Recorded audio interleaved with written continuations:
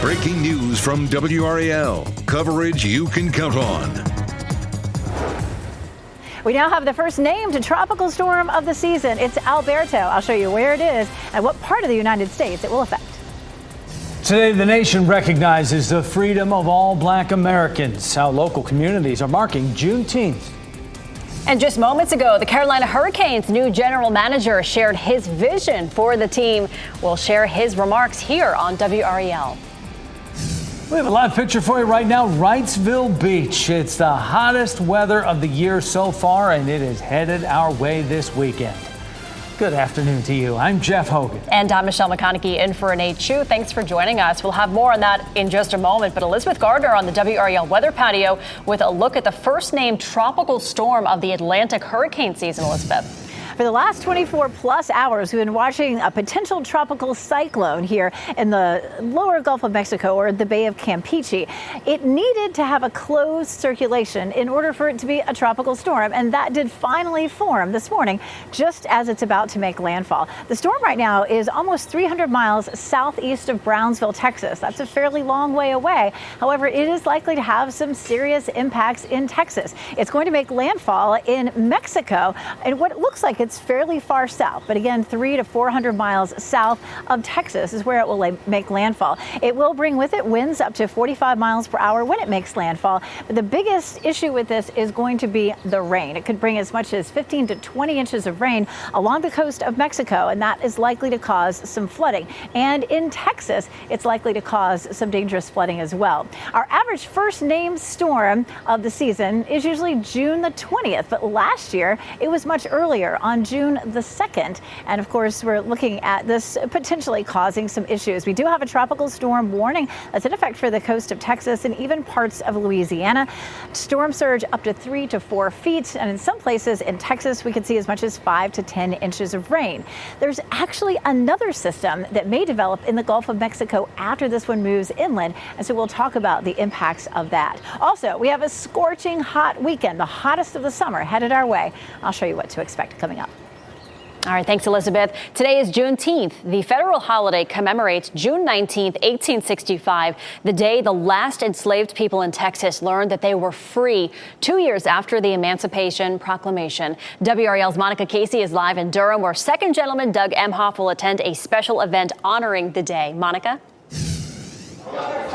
Yeah, Michelle, we are here at Mike D's Barbecue on Driver Street in East Durham, and the Second Gentleman will be meeting here with state and local leaders for a lunch today. Earlier this morning, Doug Emhoff was in Raleigh with Governor Cooper. The governor made an official proclamation recognizing Juneteenth at that block party. We celebrate freedom today, and we remember that fight for freedom was not over then and is not over now. I can think of no better place to celebrate this holiday than in Southeast Raleigh. A place synonymous with resilience and leadership. All I can say is... Now back here in Durham, we are expecting to see Mayor Leonardo Williams, Congressman Valerie Foushee, State Representative Zach Hawkins, and County Commissioner Brenda Howerton joining the Second Gentleman to commemorate Juneteenth. This is happening at a business that is popular not only in Durham, but statewide. You can see a growing crowd here behind me. Mike D started this business to honor the life of his late son, Aaron. In Durham, Monica Casey, WRAL News. And there are additional celebrations happening today across the area. Chavis Park in Raleigh will host an event from 1 to 4 this afternoon. An event at Carroll Street Park in Durham's West End neighborhood runs until 3. And Fayetteville's Lewis Chapel Missionary Baptist Church, they'll have an event from 5 to 9 tonight. Carolina Hurricanes have moved forward in the offseason and made it official. Their new GM is Eric Tulsky. WRAL Sports' Casey Hintz joins us live inside PNC Arena, where Tulsky was just announced this morning. Casey.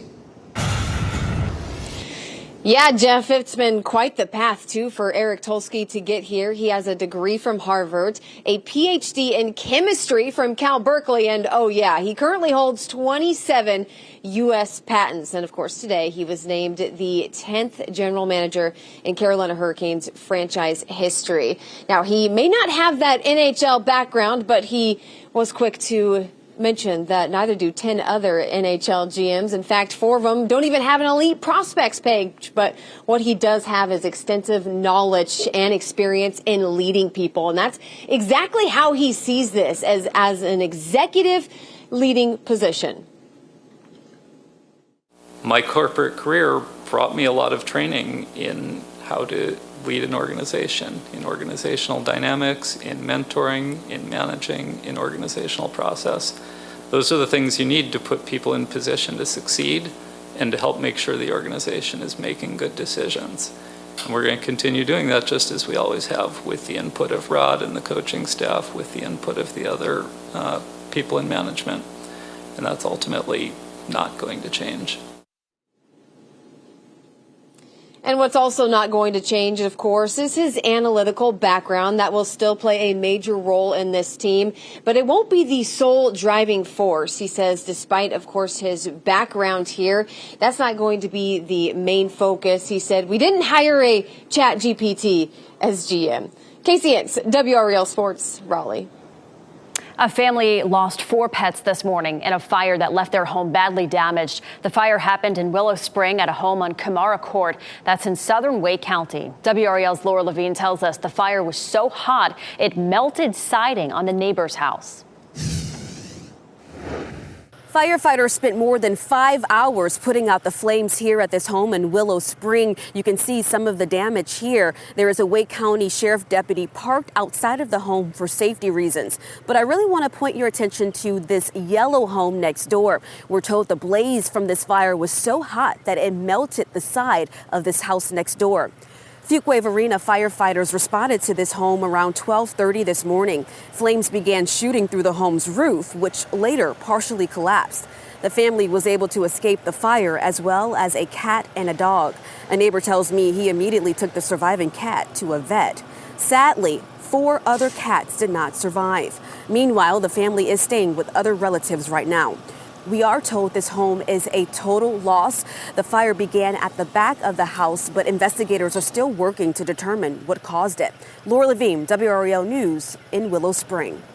Charges are pending against a driver who led the State Highway Patrol on a high-speed chase that ended with a crash near East Wake High School. It began just before 2 o'clock this morning when a trooper clocked a driver going 86 miles per hour in a 70 speed zone in Nash County. The chase began when a trooper tried to stop that car. At times, speed topped 130 miles per hour. Investigators say the driver sideswiped a tractor trailer in Wake County, but kept going before finally crashing in Rollsville. The driver faces numerous charges, including driving without a license. 3 other people in that car were released to their family.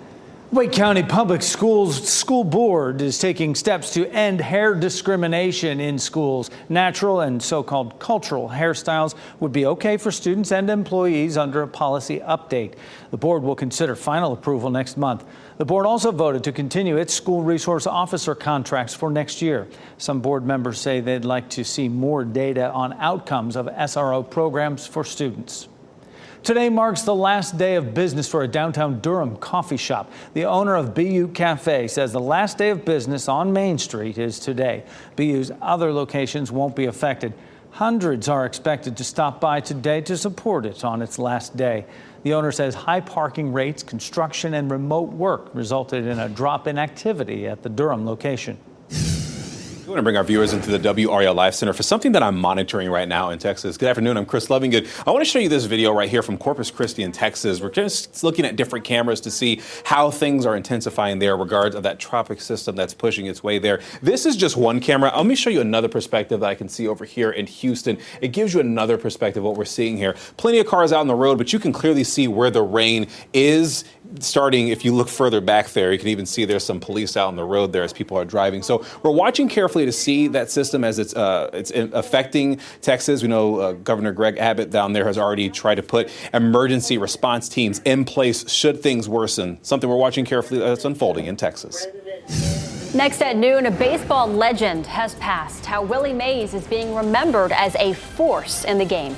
Also, TikTok faces new scrutiny from the U.S. government. How the Federal Trade Commission says the company may have violated online privacy rights. Plus, ways to beat the heat at 12:30. How to handle dangerous temperatures in our first heat wave of the year. Keep watching WRAL News over the air Channel 34 and Spectrum Channel 1257.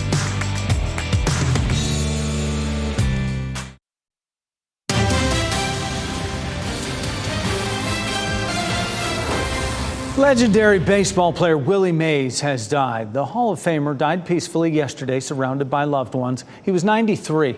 Kurt Gregory takes a look at his life and the legacy he leaves behind.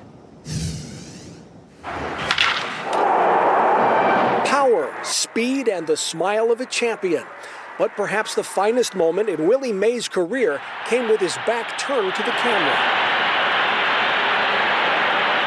The Say Hey Kid was born in Westfield, Alabama in 1931. He began playing professional baseball at 16 and got the call to play in the major leagues for the New York Giants just 4 years later. You can see that all the ingredients of being a star was there. He won Rookie of the Year honors that season and the hearts of New York fans with his sensational play and sparkling personality. But when the Giants moved west to San Francisco in 1958, the flashy center fielder struggled to gain fan support, despite stellar performances on the field. He ultimately returned to New York, playing his last 2 seasons in a Mets uniform. Willie, say goodbye to America. Thank you very much.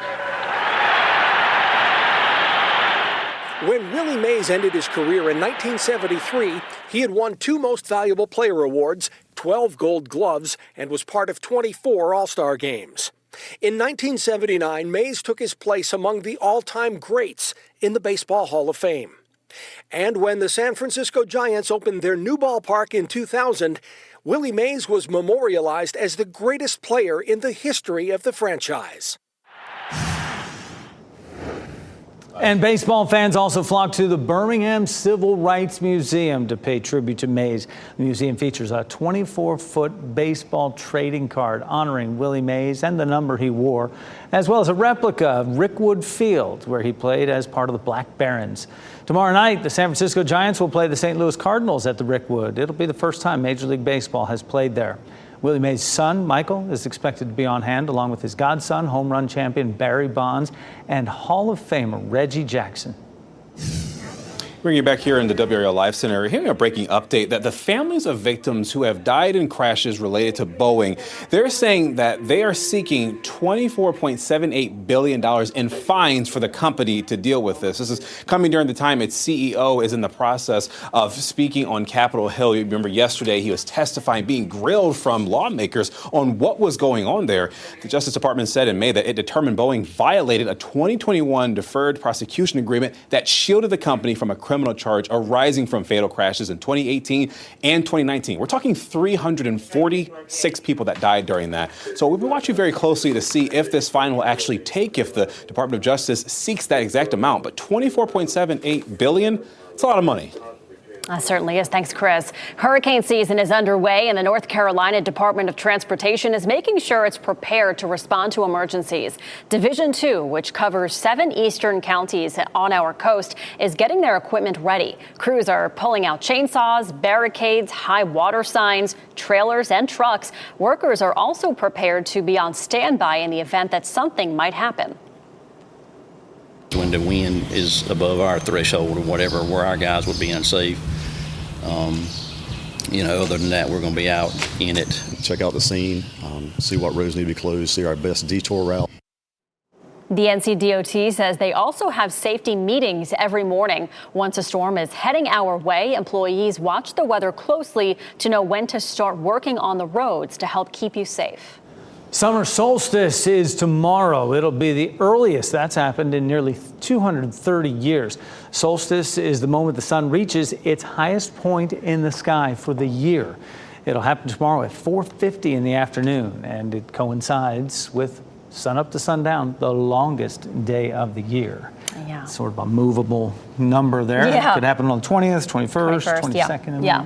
But no, it's gonna be some hot weather. Meteorologist Elizabeth Gardner on the WRAL weather patio. It's already pretty hot out there right now, Elizabeth. Yeah, we're getting up there. But, you know, just like yesterday and the day before, the humidity is at sort of a mid-level. So as long as you can find a shady spot, it still feels really comfortable out here. There's a hint of a breeze. And, you know, if I'm standing here just directly in the sun, yeah, it feels pretty toasty pretty quickly. But, you know, honestly, there are people here eating their lunch in the shade, and that's pretty comfortable. Right now, it's 86 degrees. We do have a northeast wind at 6 miles per hour, so that nice little breeze is making things feel comfortable.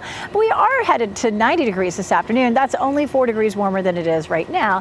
And again, you know, definitely on the tolerable side, especially compared to what is headed our way. You know, we're about to have some of the hottest temperatures that we've seen, or really the hottest temperatures of the year so far. Anyway, 79 right now up in Roxborough, feeling very comfortable there. 88 in Fayetteville, 84 in Clinton, 86 in Rocky Mount, 84 in Southern Pines. Around town, we can look at a high of 90 in Raleigh and Durham, and 92 in Fayetteville. Very similar to what we saw yesterday. This is really interesting. You look at the northern half of the country, we're much colder than normal in the west and much warmer than normal in the east, and that's all because of a front. Now that front's not coming our way anytime soon. What we're going to see is that heat increasing. High pressure will start to switch our winds to southwesterly and start to really heat things up. So you see those color contours. We're headed well above normal for the weekend and early next week. Our dew point's starting to creep up a little bit. We just hit the lower part of steamy, but this morning it was way down at about 60, 61, so almost on the comfy side. It is headed up over the next few days. Saturday, Sunday, Monday, we're easily in the tropical zone, and that just makes it feel really hot. It's going to be hot, and then with the heat index, it'll feel even hotter. 98 for the high on Saturday and 99 on Sunday, and the record highs for both days right around 100 degrees. So near record highs, and of course the Northeast has already been experiencing this heat. So one more day there of excessive heat warnings in purple and a heat advisory there in the orange area. That's a huge part of the country that's under a heat advisory. Heat advisory criteria for us is going to be a heat index at around 104 to 109. It looks likely that we would see that Saturday, Sunday, and possibly Tuesday. Monday, we may see a front that brings us some showers and storms. Excessive heat warning is going to be 110 or above, and we probably won't hit that level. 88 is our normal high, so 90 today and tomorrow is not too far from normal, but we're going to be 10 and 11 degrees warmer than normal by Saturday and Sunday with those upper 90s. Whew. Taking a look at what's headed our way, 104 on Saturday, probably going to be somewhere around 108 or 109 on Sunday. So far this June, we've had 9 days with 90 degrees or hotter. 10 is the average for June. And so it looks like we're going to bust that because we have 90s in our forecast for the next 7 days and beyond even. Take a look at our temperature outlook from the Climate Prediction Center. Above normal for a huge chunk of the country, all the way almost to the end of the month. Now, we do have a chance of some showers and thunderstorms on Monday of next week. Still not going to cool us off that much, but boy, we need some rain. We'll talk about what we could see with that and another look at our new tropical storm, Alberto, coming up. All right, thanks, Elizabeth. Might be a good time to do this. Plan your next beach trip, your summer beach trip, ahead on our news at 4. 5 on Your Side reveals the top products to make your vacation more comfortable. Then at 5:30, more people in their 20s and 30s are having heart attacks. A local cardiologist explains what's behind this trend. Plus, still ahead this noon, TikTok faces fresh scrutiny. The government arm being asked to examine whether the popular app is engaging in deceptive business practices. And warmer weather means more outdoor cookouts, but don't let the heat spoil your fun or your food. A few reminders to help keep you and your family healthy.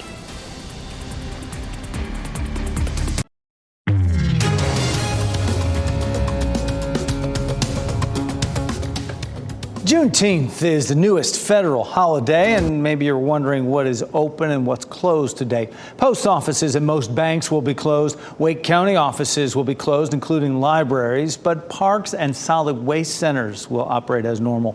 Fayetteville government offices and most Durham County offices will also be closed today. Most grocery stores and restaurants will remain open, but it's a good idea if you're headed to any of those places to call ahead and ask. Now here's Maribel Aber with today's Money Matters.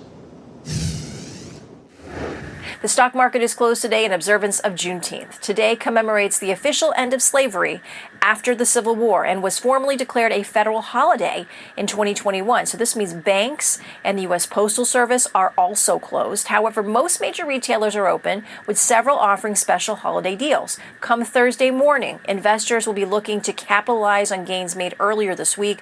Both NASDAQ and the S&P 500 reached all-time highs during Monday's session, putting the two indices on track to notch 8 straight weeks of wins. There will also be some key economic reports for analysts to digest. Weekly jobless claims will land tomorrow morning with a forecast of 236,000, which would mark a drop of 6,000 from the previous week if it holds. May's housing starts and manufacturing data from the Philadelphia Fed will also come in. Then on Friday, existing home sales and U.S. leading economic indicators for May will both be in by about 10 a.m. I'm Maribel Aber at the NASDAQ market site in New York. All 50 states and the District of Columbia recognize June 19th as a holiday or observance.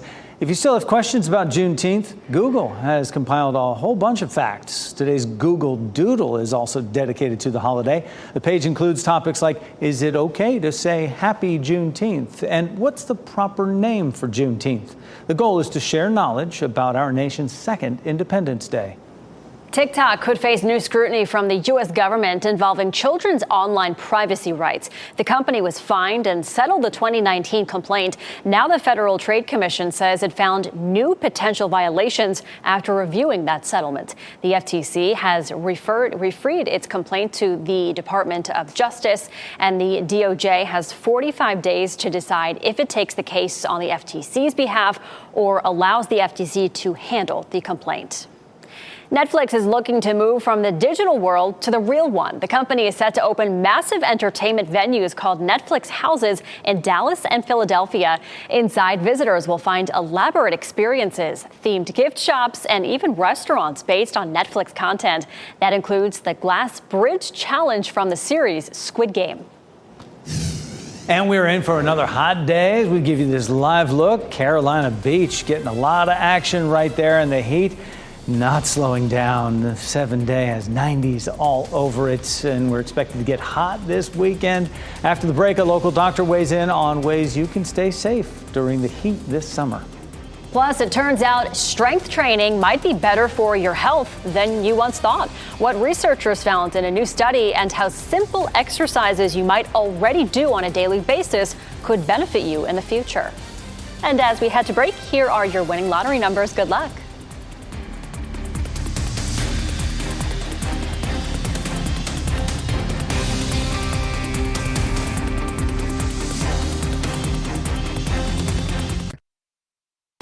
Shot in 4K ultra high definition. Your number one source for local news. WRAL News. Coverage you can count on.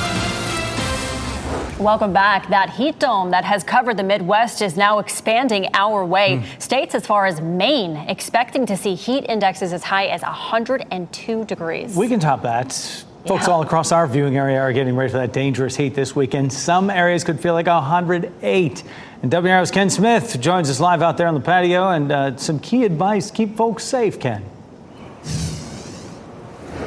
You know, Jeff, when you talk of those extreme temperatures, people really have to pay attention to their bodies. For example, for me being outdoors today, you know, just rolling up my sleeves, loosening my tie, making me feel comfortable. Also, for many people, wearing light, comfortable clothing.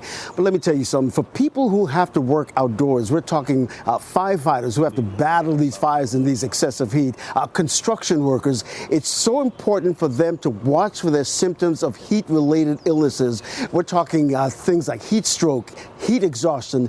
The symptoms can include feeling disoriented, feeling overheated, sweating, feeling overly tired. A Duke Associate Professor of Emergency Medicine says the key to staying safe if you're having to be outside for long periods of time in excessive heat is preparation. Hydrate before you're going to be active, before you go outside, and that will help protect your body as well from dehydration. And then take frequent breaks when you can. So rest in the shade, rest indoors for a period of time as you're able to, once you start feeling like you're getting really overheated. Of course, Dr. Jordan says, don't wait until you start feeling overheated to take action. Listen to your body. Listen to the signals your body is sending when you're out in the heat. Of course, if someone faints or experiences a more serious heat-related illness like a heat stroke or heat exhaustion, call 911 immediately and get to the hospital for treatment. Ken Smith, WRAL News. Johnston County is asking people to cut back on their water usage because of this hot, dry weather. The Department of Public Utilities says irrigation usage in the county is creating above normal water demands. As a result, some of the county's main supply sources are temporarily limited. And fire crews are still working to figure out what caused this fire in Sampson County at a pallet business. This is near I-95. The fire was put out early this morning. It was first reported around 4 yesterday, a few miles east of Dunn. Authorities said the fire burned 10 to 15 acres of unused pallets. Firefighters from 6 counties and the NC Forestry Service teamed up to fight the flames. The community brought crews food and water. There are no reports of any injuries. We have an update to breaking news we first reported yesterday at this time. A man at the center of a standoff in North Raleigh is recovering from a serious gunshot wound. Sky 5 flew over the scene on Water Oak Drive off North New Hope Road. Wake County Sheriff's Office says the man refused to obey an eviction notice. Deputies tried to coax him out for nearly 7 hours before entering the apartment about 5:30. As they tried to remove the man, a deputy fired his gun. Wake County Sheriff's Office and the SBI are investigating that shooting. More Starlink satellites are now in Earth's low orbit. Late last night, a SpaceX Falcon 9 rocket lifted off from the Vandenberg Space Force Station in California. It included 20 Starlink satellites, 13 of which have direct-to-cell capabilities. It took about 8.5 minutes into the mission before it landed safely on a recovery ship in the Pacific Ocean. This was the 61st orbital launch for SpaceX this year. Professional tennis player Novak Djokovic will compete in the upcoming Paris Olympics. The Serbian Olympic Committee made the announcement. There were questions if he would be able to after he pulled out of the French Open last month over a knee injury. Djokovic had to have surgery, which his team says went well.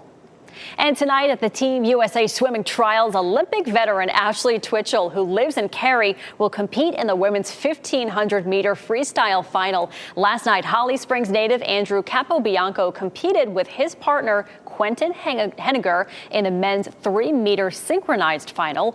They came in second, unfortunately not making it on the Paris team. Back in 2021, Capobianco took home the silver medal in Tokyo with Mike Hickson in the men's synchronized springboard. And for the women, NC State's Catherine Burkhoff competed in the 100-meter backstroke. She finished second, and that will likely send her to Paris. Swimmer Reagan Smith broke the world record in the women's 100-meter backstroke last night, taking the top spot. The Olympic swimming trials continue through Sunday, and of course, you can catch all of the excitement on WRAL. It is summertime, time for cookouts, but don't forget about protecting what you eat in the heat. We'll show you tips you can take to avoid spoiling your foods while you have some fun with family and friends. Plus, staggering statistics when it comes to cancer rates in Black people. We'll sit down with a local doctor who hopes to spread awareness and the steps you can take to help prevent it. For news, traffic, and weather of the day, be sure to download the WRAL News app.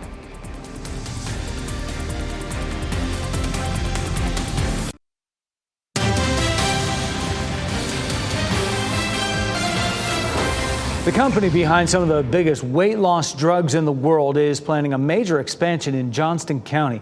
Sources tell WRAL's NC Capital team Danish drug maker Novo Nordisk is investing more than $1 billion in the county. Novo Nordisk is the maker of Ozempic and Wegovy. The company has been ramping up global manufacturing as demand for the drugs grows. The expansion is expected to create about 1,000 new jobs and pump $1.5 billion into Johnston County's economy. County leaders will meet Monday to talk about possible incentives connected to the deal. As people get older, their skeletal muscle function declines. But a new study reveals older adults who engage in resistance training exercises can see benefits for up to 4 years. Researchers observed hundreds of healthy adults between 64 and 75 years old lifting weights and using resistance bands 3 times a week. The study showed resistance training with heavy loads had the best benefit in leg strength.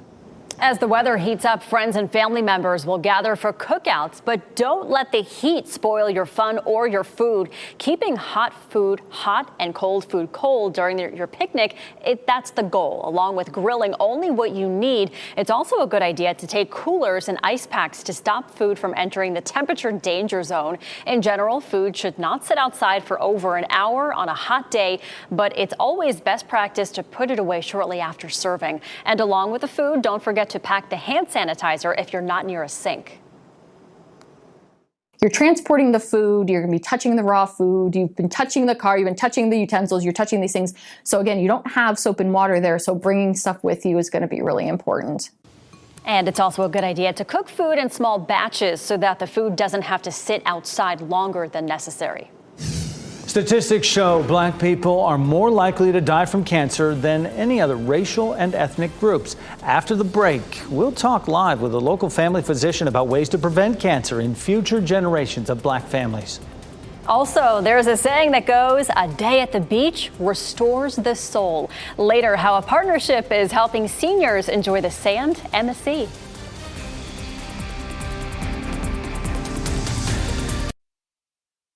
Today, people across the nation are recognizing Juneteenth, but today also marks the end of National Black Family Cancer Awareness Week. And joining us to talk about the prevalence of cancers in the black community is family physician Dr. C. Nicole Swiner. Thank you so much for joining us. Thank you. Once again, it's been a minute since we got sir. together. Black people are more likely to die from prostate, lung, and breast cancers than other races. Why is that? A lot of different reasons, probably need more time than just our talk today. But one thing that has been really interesting lately is a phenomenon called weathering. It has to do with stress from like racial issues, socioeconomic issues on the actual DNA. It changes gene structure. It actually makes people more at risk for cancers and other diseases. So that's one big thing that's come up recently. But of course, access to care, going in regularly for your screenings, getting those things done and check with your doctor, make a big deal. So what can these populations do to increase survival rates? Going in for your yearly physical exams is a start, particularly if you're at high risk for certain diseases, if you know your family history, which is another issue. A lot of us don't know grandmother, great-grandmother's history about, things like cancer, but going in for your annual checkups with your providers will at least be a start for saying, I need to get this, I'm due for that, I'm due for this. Yeah, and I always think, the wives should just make the appointment for the men, because they don't make them go, because men also need to be vigilant about this when it comes to things like prostate exams. Right? That's right. And a lot of things have changed. The national guidelines change almost daily, it feels like, particularly for prostate cancer. When you talk to guys about prostate cancer, they think about getting their digital rectal exams, right? The key to that, though, is that we're not really recommending that anymore. So you have to go in and talk to your provider about what is the right thing to do, how often should I get my PSA blood level checked, and what's my risk. Yeah, the PSA, a big thing there. A few years ago, researchers uncovered a connection between hair straightening products and an increase in breast, ovarian, uterine cancers. I remember doing all these stories when it came out. Has there been any additional data since that initial revelation? Nothing solid. I've actually been talking to my, friends and colleagues that are hairstylists and cosmetologists. I mean, the big thing that's happening now is they are removing a lot of that stuff that we know is related to cancer, like formaldehyde and the sodium hydroxides. They're removing those products and creating new types of relaxers, or women are just deciding not to get relaxers or to get them less frequently now to reduce potential risk. Okay, yeah, because I recall doing those stories often a couple of years ago. Yeah. Most important thing a lot of folks can do, talk to your physician. Correct. Share medical history with your family members when you find out that information, right? Correct, and stay up to date with your annual exams. All right, do it. It's time. Dr. C. Nicole Swiner, thank you so much for joining us. Such an important topic this week. Yes, sir. Appreciate it. Michelle. All right, thanks, Jeff. A Black Health Expo is happening today in Raleigh as part of Juneteenth observances. It's happening at Gethsemane Seventh-day Adventist Church on Sanderford Road. You can get health screenings and tests. There will be fun activities and food trucks as well. It is running now until 2 o'clock. And if you are heading out there, if you're heading outside at all today, definitely a good day to hydrate. Meteorologist Elizabeth Gardner on the WRAL weather patio. Elizabeth, not too hot yet, but we're getting there.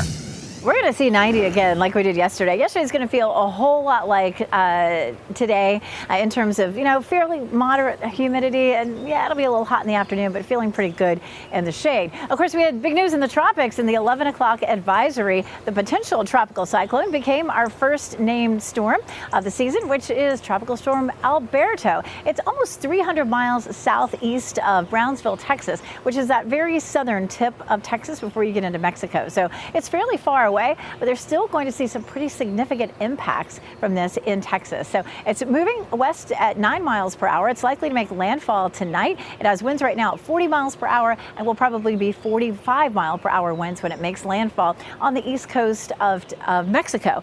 But it's likely to be the rain that causes most of the problems. So you take a look at the alerts, and of course there's a tropical storm warning in effect for the coast of Texas and even up toward Louisiana. Storm surge 3 to 4 feet. If you think about the barrier islands that we have, almost all of our beaches are on a barrier island, and 3 or 4 feet of storm surge can have a major effect. And the same thing there in Texas. They have those barrier islands. So that's going to be one of the issues. And then the other issue is rain. If you look there at that southern tip of Texas, looking at anywhere from 5 to 10 inches of rain. And then down into Mexico, it's going to be 15 to 20 inches of rain. You see that yellow shaded area? And that's a mountainous area. They're likely to be mudslides and a lot of potentially deadly flooding there. Now, we're not looking at hardly any rain in the next 7 days. We could certainly use some. There's a wave that may develop over near the Bahamas, but it's only a 20% chance of developing, and it doesn't actually come into North Carolina. I'll show you that on Futurecast.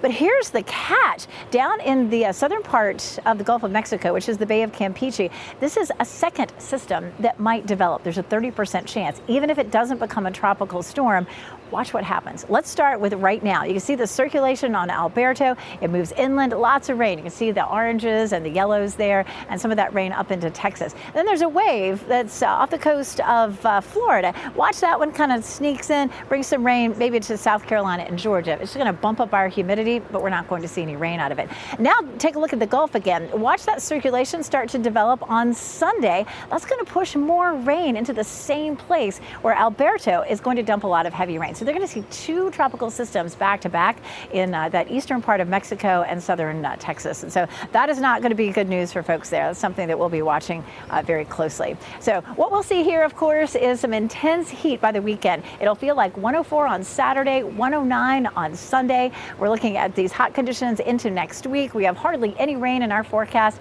to help to ease things. It's been dry for a while. Our next chance comes on Monday. We'll see our next front coming through. That's going to bring us a chance of some scattered showers and thunderstorms, but it may not bring as much relief as we could use.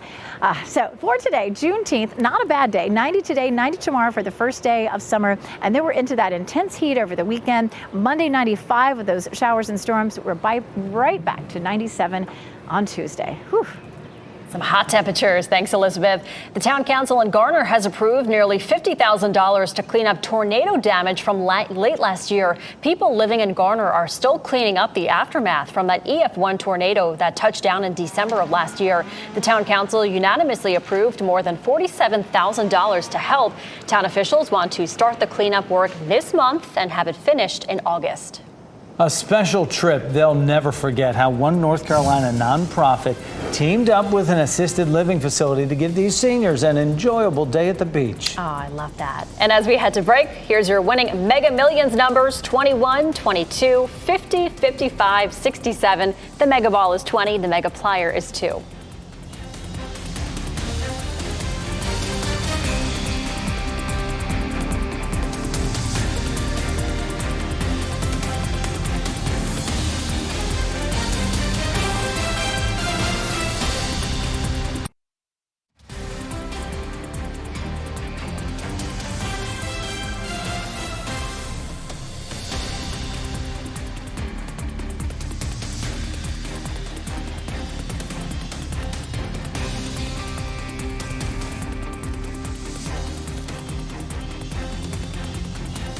As we wrap things up, here's a look at a few of the headlines we're following today.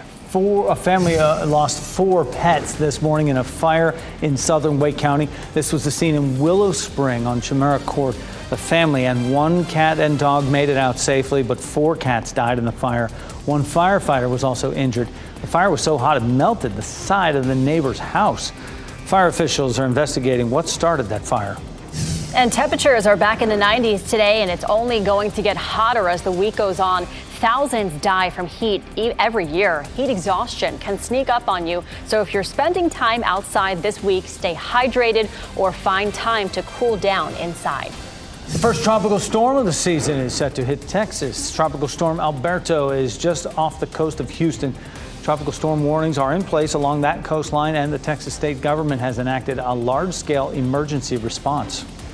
A nonprofit organization here in North Carolina teamed up with an assisted living community to take seniors to the beach. Ocean Cure, which is based out of Carolina Beach, partnered with Liberty Senior Living in Wilmington, and the nonprofit uses large mats, specialized wheelchairs, and walkers to let those with mobility issues get around the beach, even into the water. It helps make a trip for all to enjoy. We love this partnership to be able to get some of our most senior members of the community down onto the beach. Many grew up on the beach, and this is an opportunity they get back down here and see the ocean, tell some great stories, laugh a lot, and teach us a little bit about everything. Oh, that's fantastic. Ocean Cure's mission is to help improve the quality of life for people with challenges and disabilities. A baby moose is safe after being trapped in a lake in Alaska. The whole rescue was caught on camera here. One man says he got home from work last Friday and he saw that calf trapped between a plane and a dock. He called police and an officer came to help him lift the calf out of the water. They took it to its mother, who was waiting nearby. Oh, happy reunion. Well, North Carolina-based company Krispy Kreme is honoring the 30th anniversary of the 90s sitcom Friends from all the way across the pond with these Friends-themed donuts. Krispy Kreme says they were inspired from famous episodes and moments from the show. Unfortunately, they're only available for a limited time in the UK. The show's season 4 finale and season 5 premiere were filmed there. No word on whether they're coming here to the US. I vote yes. Well, I would try them. Yeah. Our pet of the day is a sweet and loving cat from Cat Angels, who has quite a unique name. Stevie Nicks, 3 years old. Look at her. Loves to play and snuggle and would prefer to keep you to herself. Stevie Nicks does not do well with young children or other cats. She's spayed, microchipped, and fully up to date with her vaccines. If you're ready to meet her and see if she's a good fit, you can visit catangelsnc.org and fill out an application. If you're planning your summer beach trip, you'll want to tune in at 4 or 5 on Your Side reveals the top products to make your vacation more comfortable. And here's a big congratulations to the Carolina Mudcats. This was their celebration last night. They clinched the first half championship in the Carolina League's North Division. So the way they do it, the league's playoffs pit divisional winners from the first half of the season against the second half of the season winner. They play each other. So the Mudcats already know at this point that they will be playing in the postseason. Baseball in September. Baseball in September. Is there anything better than that? No, it's perfect. You know you're doing the right thing. Exactly. And congratulations to them. That's awesome. All right, NBC News Daily is next on WRAL. Your next local news update will be in 30 minutes. You can always get breaking news updates anytime with our WRAL News app. Get outside, pre-hydrate, find some shade, and enjoy sunshine. Try to stay cool. Have a great day.